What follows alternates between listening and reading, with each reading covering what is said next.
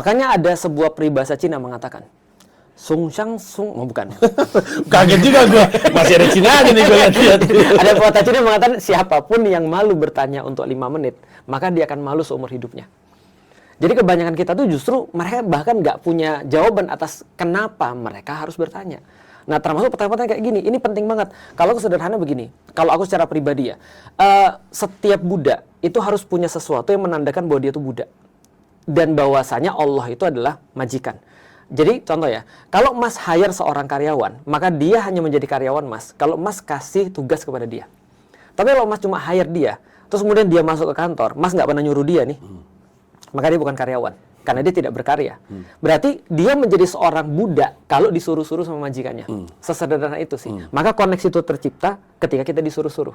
Nah, pertanyaannya adalah, sholat ini kan muncul setelah kita punya koneksi bahwasanya kita adalah seorang hamba. Nah, kalau ada orang yang sudah benar-benar tahu tuannya siapa, dan bahwa dia adalah seorang hamba, maka dua yang tadi sudah terpenuhi itu. Maka berikutnya baru disuruh sholat. Karena setiap hamba memerlukan sebuah validasi bahwasanya dia seorang hamba. Maka seorang pecinta akan memerlukan validasi ketika dia mencintai seseorang. Kamu mau aku apa sih? Maka biasanya kalau ada orang yang mencintai seseorang, pertanyaan sederhana, mau makan apa? Kamu mau pergi kemana?